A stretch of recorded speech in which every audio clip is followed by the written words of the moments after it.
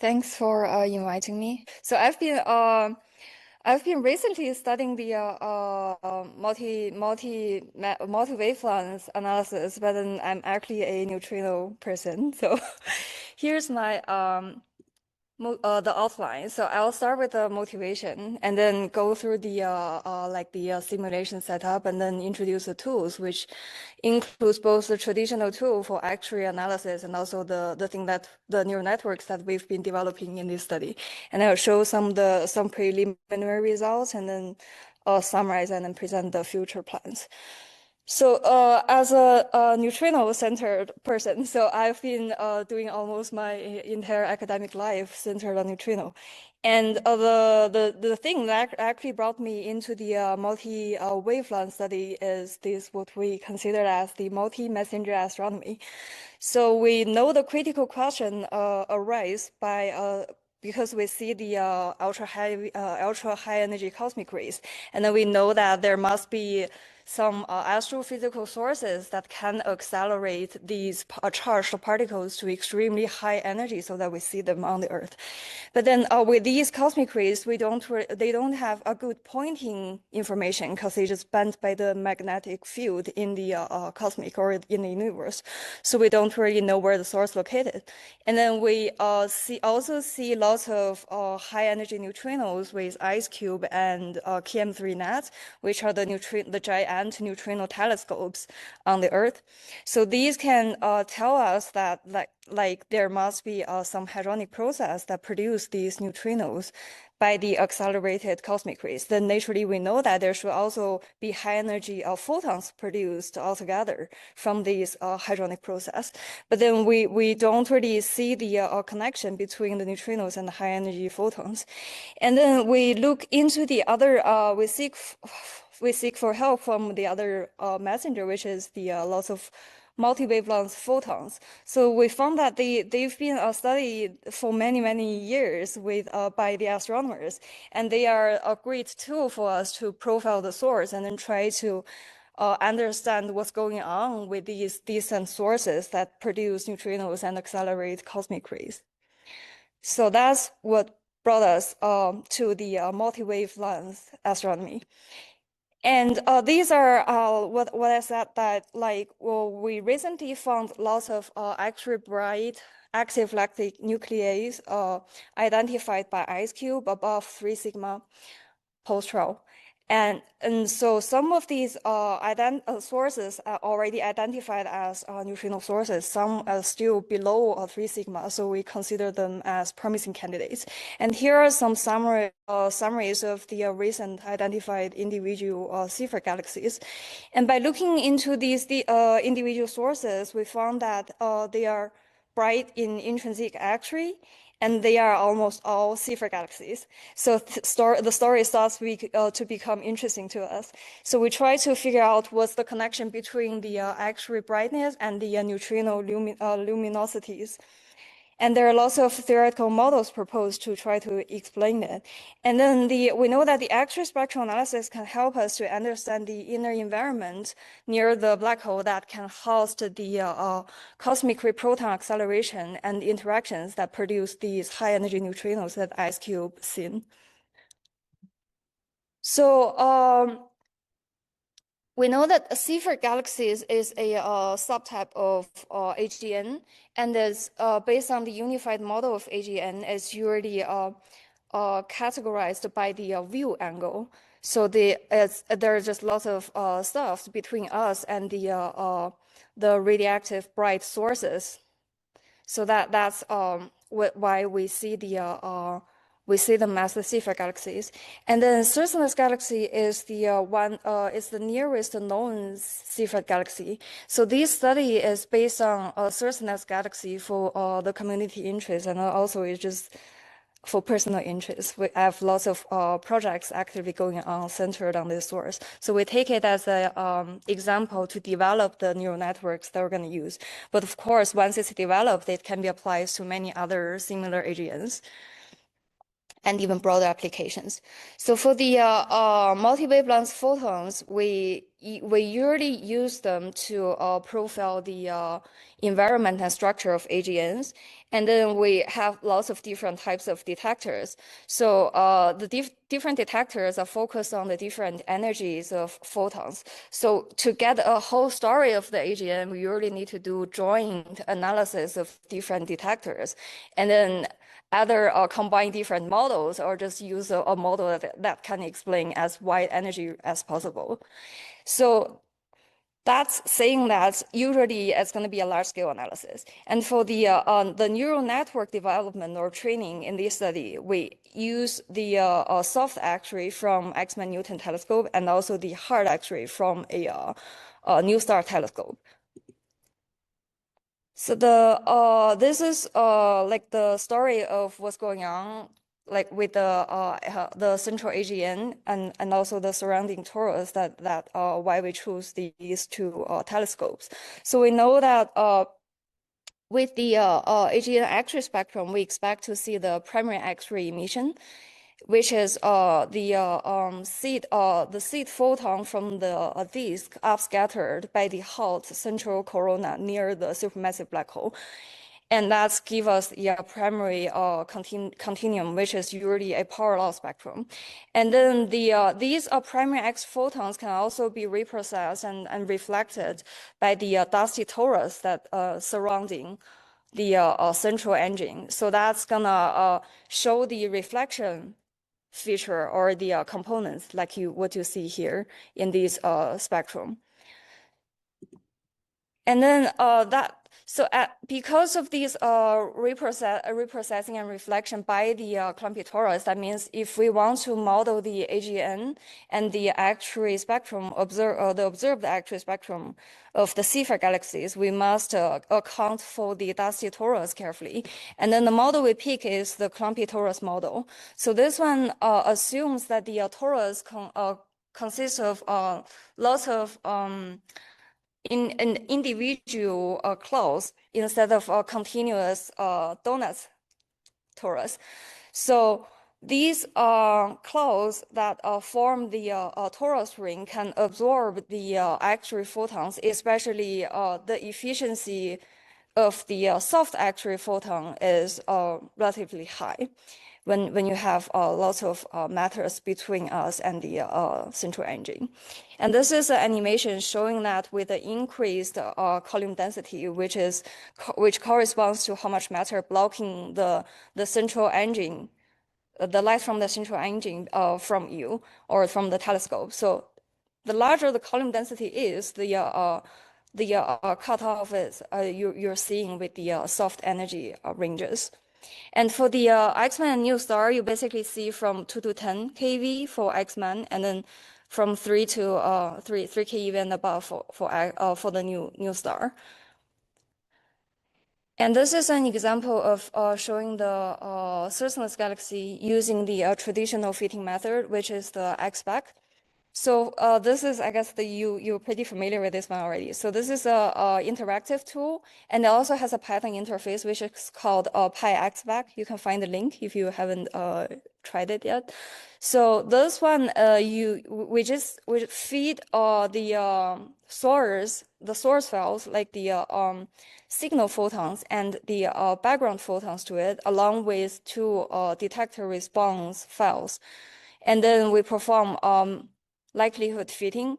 So this one is a joint analysis of the X-Men Newton with the New Star data, and then the data points are just the real data, and the underlying the curve shows the best fit models.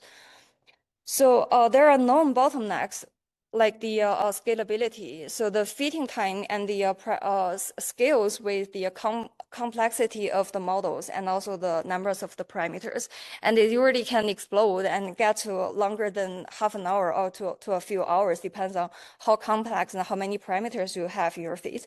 And the configuration overhead is another problem, because once your model is becoming more complex, you need to carefully pick your seeding point to start your start the fit, and also pick the fitting ranges, because the parameter space is usually highly nonlinear for complex astrophysical models. And then there are lots of parameter degeneracies and local minima, so just make it very challenging for the likelihood. And that's exactly why we seek for help from neural networks.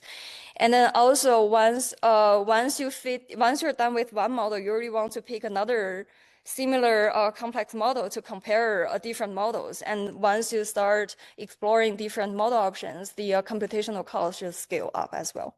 So all these are like why we should seek for help with neural networks. And actually spectral analysis with neural network has a growing interest recently as well. So there have been a few papers already published trying to show that machine learning and neural networks are very useful for astrophysical data analysis. And there are actually more than what I listed here.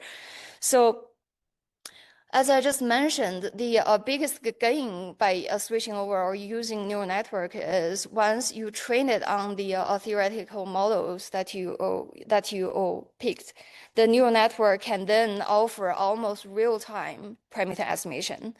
And I know some of you would not agree with the reliable, but I want to say that it's currently what we've been trying so hard to prove, that the neural network prediction can be reliable and can be robust and can be as good as the traditional fitting. This is an ongoing effort.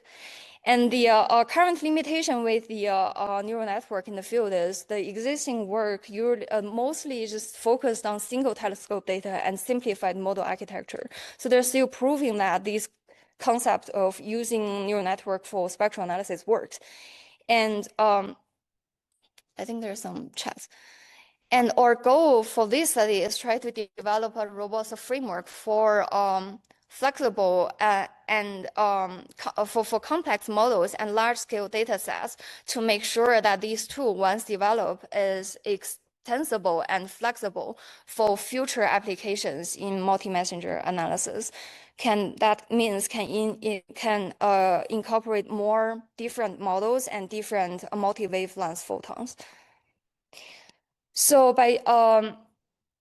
so here's how we set it up. As I mentioned, that this one is centered on Circinus galaxy, and it's a Seyfert galaxy. So we know that there is the effect that we expect from the torus that blocking us from the central nuclei. So we employ this clumpy torus model. It's called UX clumpy, and here's a link to the model itself. So it accounts for the primary power law continuum plus the reprocessing effects by the clumpy torus. And these are the parameters that are including the torus related, like the geometry and the like the distribution of the clumpy clouds, and also the line of sight column density, and the primary power law index, and also the scattering efficiency. So these parameters, we randomly sample them from the uniform range here listed, and then we fix the redshift for this model at the literature value for Circinus galaxy, just to simplify the development work that we have to, because we do need lots of iterations of training and improving the models. So this is an example of showing the projection of the clumpy torus, and you see how the different parameters associated with the realization of the torus itself. So these are some simulated spectral. As you see, the simulated X-Man Newton data is dashed, and then the solid ones represents the new star simulated data. And we fixed each of the parameters at their literature suggested value for Circinus galaxy, and only vary one at a time. And we have 6 free parameters or 6 labels for our neural network. And as you can see that some of the parameters, like the line of sight column density and the overall photon index, and also the scattering efficiency, which is basically mirroring the central power law. So these 3 parameters are more like a broadband feature. So you see them at a very wide energy range comparing to the other 3, which are more associated to the torus geometry related or torus related parameters, which are more localized, as it's probably hard to see, but you can see the difference between the different color curves. So the column density and the photon index and also the scattering efficiencies are just more pronounced features comparing to the other torus related ones. And this is how we set up the training before we look into the training, the neural network architecture and the result. So we use PyTorch, and then we trained on the CHPC at U of U. We simulated 30,000 X-ray spectrum for each telescope, and we have 2 telescopes. And then for the consistency, we seed the simulation by the event index to ensure the underlying labels are the same. And we use 85% for training and the rest for testing. And the loss is the standard of weighted mean square error. And we do add a boundary condition, which is try to penalize on the loss once the prediction starts to exceed the physical boundary that we choose to randomize the parameter. So this is one example of our neural network architecture. We have a few of them, but just this one as an example. So this is close to the final one, but this is not the final one. So this one is based on the multi-gate mixture of experts, MMOE in short. So what it does is try to integrate spectral features across different telescopes, and then try to make it more detector independent, which means that it's extensible and flexible for future purpose. And then it ran through the feature fusion through the MMOE experts, a package of layers, and then try to make predictions there for the 6 labels that we chose. So I'll go through quickly the different functional layers one by one. So the initial position embedding ones try to transform. Okay, so for each telescope, we take one spectrum from the multiple cameras just to simplify the story. So for the X-Men, for example, we take from the PN lens, and then it's a spectrum, so it means it has energy and the photon count in each energy bin. So that's two sequences or 2 arrays. And we feed the energy and counts into 2 separate position embedding layers, try to transform the counts and the energy, like the spectral information for this telescope, into a shared feature space. And then that's gonna help us to associate the count feature with the energy feature.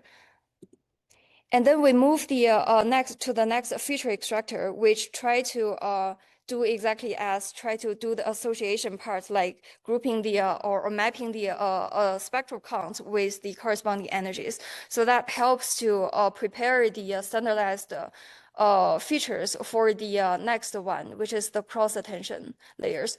And then the cross attention, what it does is try to focus or pay attention to the different spectral features, and then finds the correlations of the spectral features across different detectors. You see from the different detectors, they are cross-connected to the different cross-attention layers.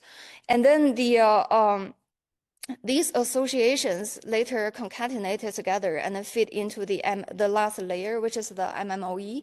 And so the MMOE package has 2 components. One is the experts, which is try to learn the universal spectral features that is independent of any specific detectors. So that makes these kind of architecture extendable. Like once you develop it, you can later add in more and more telescopes. And once the experts learn the different spectral features, the gates, there are 6 gates, corresponds to the 6 physical parameters. The gates would assign weights to the different experts and then try to make predictions for each of the physical parameters and determine that which spectral parameters contribute more to which physics properties. And then they would give predictions on the final parameters. And then let's take a look at the predictions. So these are the simulated spectrum that I just showed you.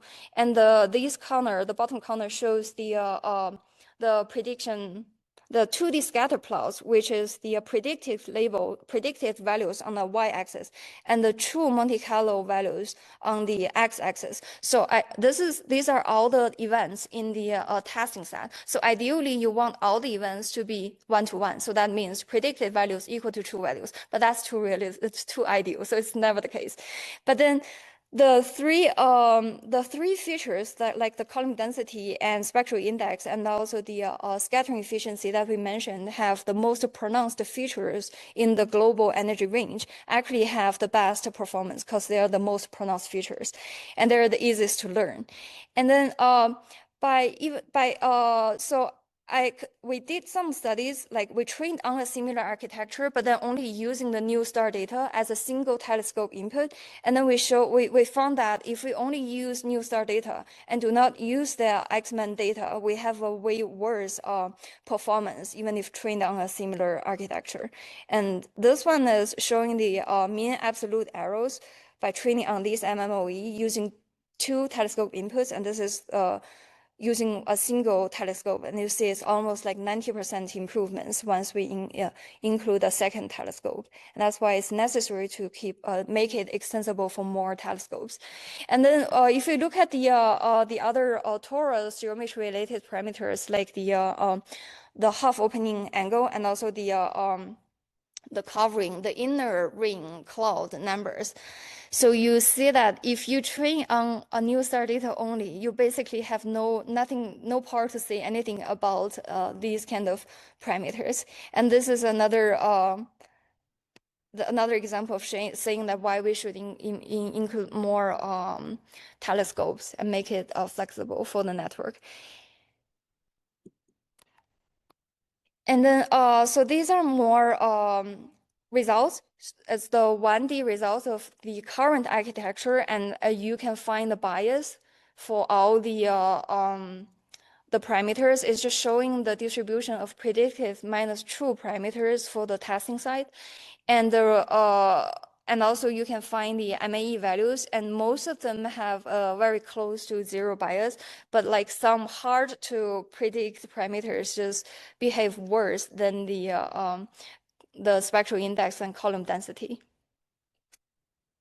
So I want to highlight that this is close to final, but this is not the final model that we decide to as the best architecture. So we do have more advanced architectures that can actually better address the parameters that are associated with the local features, and it's hard to predict for these MMOE architecture. And keep an eye on archive because we plan to put in an archive shortly. So here's the summary and outlook. So we show that neural network can resolve both spectral analysis, mapping both global and localized features directly to physical parameters, and it's way faster once it's trained than the traditional fitting, and it overcomes the iterative slowdown from the traditional likelihood fitting, and it also can help to no longer you no longer have to manually configure your fitting on both initial seed and the fitting range for each source. So these enable large scale data and also survey scale analysis. And for future work and expansion, so I know to address the question about reliability and also the robustness of our method, we plan to validate the precision and also check the efficiency against the traditional likelihood fitting. We've already done it using XBAC, so we just need to do a benchmark against it, and then compare to not only the result that we get from our likelihood fitting, but also compare to the results from the literatures. And we're gonna have all those in the manuscript, and it's in the final preparation of submission. So we plan to for future work, we plan to extend the framework to include more telescope and larger data sets, and to more wavelength analysis, not only X-ray, but also like gamma ray. And in the future, we probably can also include very high energy gamma ray or even neutrinos. And that means we can also incorporate more astronomical models or astrophysical models using the same framework. And well, with different architecture, of course, we're gonna keep developing it. And then we're also gonna seek for the cross-disciplinary applications, like the we can just try to train to resolve the high resolution emission line analysis, which can help to help with the material science studies, and also the like whatever analysis that can use the emission line or can use the spectral analysis. So those field can all benefit from this framework.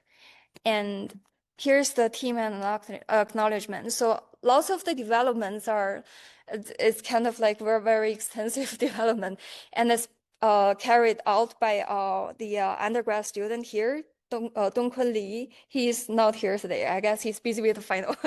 But he's applying to grad school and also jobs. So if you know any opportunities, just reach out to me. I'm happy to get you connected. He's really amazing. He's the best student. Sorry, managed, but he's the best undergrad I've been worked with from CS department. Let's put it narrow down. Anyway, so and special thanks to our local astronomers, Sam, also looking for job, final year PhD, and Jeff, you're familiar with him, and Dan Wick, our faculty here. And that's it. Thank you.